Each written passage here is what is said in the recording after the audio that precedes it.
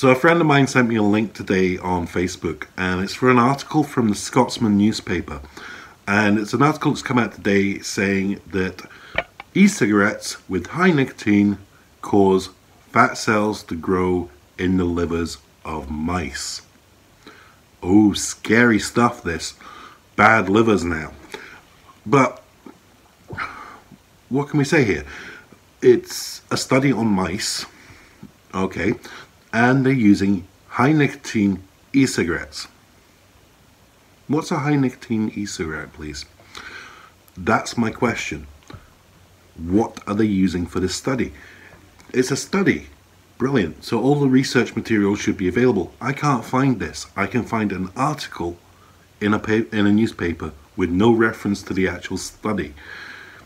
So what can we take from this? Well, we don't know what they were doing. We don't know what they were studying. We don't know what concentrations they were doing. We don't know any of that. All we know is what they've said, which is high concentration nicotine from an e-cigarette. Was that a cigarette? Was that one of these cigarette looking things with a light up end? Don't know. Doesn't say that, but that's an e-cigarette. Was it a Juul? Was it a pod system like the Me Pod or a Juul or any of those? Was it one of those? Those are high nicotine devices. Doesn't say. Was it a big beast like this one right here? This could be high nicotine. It's not. I've only got 3 milligram. But what do they call high nicotine? Anything above 0 is high nicotine. This is high nicotine. I don't know. They haven't said. They haven't said what device they're using. They just say e-cigarette, which is the common term used by most of these newspapers and articles that do not know what they're talking about. They don't know what a vape is, they don't know what goes into it, and they don't know the difference between an e-cigarette, a cigarette, a pod system, a vape system, a mech mod, a squonk mod. They don't know any of that, so they call it an e-cigarette. Okay, fair enough. I'll give them that. They don't have to know all this stuff. They don't deal with it. They're probably not vapors, so not a problem. But those of us that are vapors, we do know this stuff. So we're going to ask the questions. What device were they using? So if we're into what device are they using, what coils are they using? Have they got a pre-made coil? Or is it one that someone's put together from some coils they built? What type of coils? Have you got Canthol in there? Have you got alien wire? Have you got Clapton build? Have you got titanium? Have you got nichrome? Have you got ceramic? Have you got mesh? So many different variables.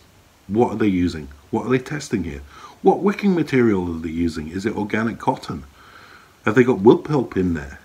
Have they got flax? There's all these different variables that they haven't said. What about the e-juice?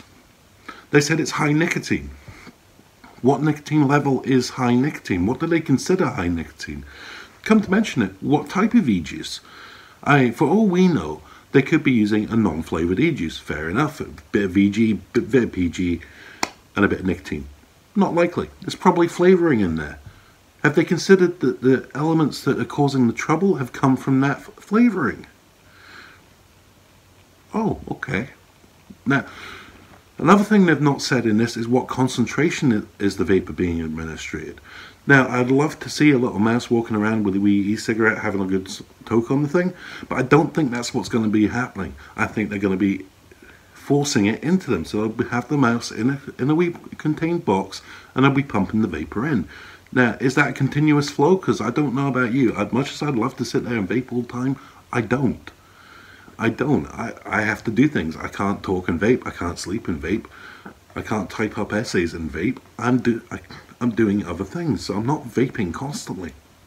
So, what was the concentration they were feeding to these mice? How much were they actually getting? So it doesn't really make much sense, this whole thing. And that's pretty much where my problem with this is.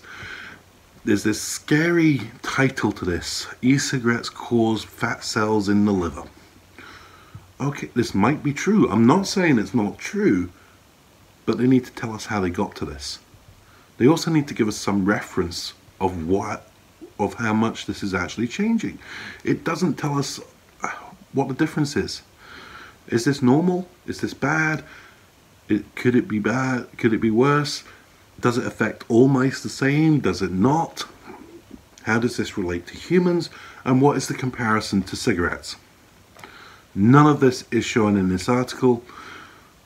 It doesn't mean anything. It really doesn't mean anything. All it means is that someone's done a study and they're going, oh, look, this changed. Okay, back it up. Show us what you did. Show us how you did it. And then put all those variables that we've got, that I've just gone over, all those different aspects, put them into it. Right? Okay, so you get this from a Cigalite. Try it with a pod system. Try it with one of these. Try different juice concentrates. Try non-flavored. Try flavored. Try 80-20. Try 70-30. Try 50-50. See what differences these make. Then come back and give us a response. Then tell us that it's doing something. You can't do a test on everything that's out there. There are so many variables within this stuff. You can't just blanket it all. And you can't just say it's bad, because we know it's not. We know it's not bad. Come on. The Royal College of Physicians put out their report that says it's 95% less harmful than tobacco. 95% is a lot. And that's one of the reasons that I've not given up on the tobacco and I'm on this. Right? The evidence is there to support that it is better. Now, I'm going to throw some links in the bottom here. I'm going to throw a link to that article because you can have a read of it yourself. If you can find this actual research so I can have a look at it, throw me a link in the comment. I want to read it. I really want to read what they did with the study. I've got no idea. And it would be a lot better to actually have this study to look at. I'll also throw a link in for the Royal College of Physicians for their research. It is from 2016, so it is a couple of years old at this point, but it's still the most in-depth study that has been done, and they've made it completely available to go read. So, big comparison there. Right. So the last thing that I want to get into this is the fact that it's a study that's come out of America. Now, in America, you guys have a lot of problems. Any of my viewers out there from America, you know about this.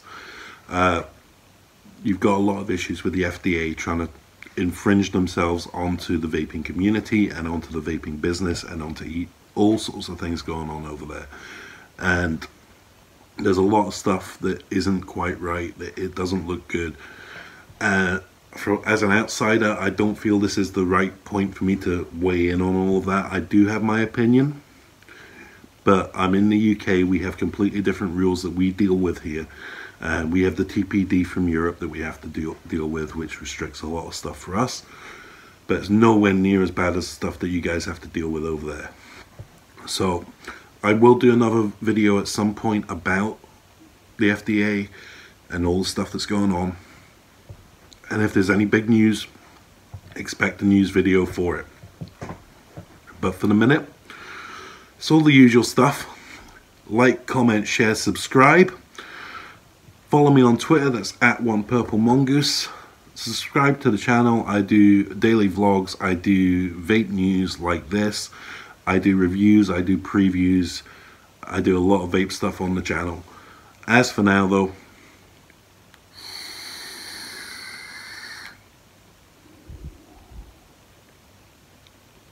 vape on.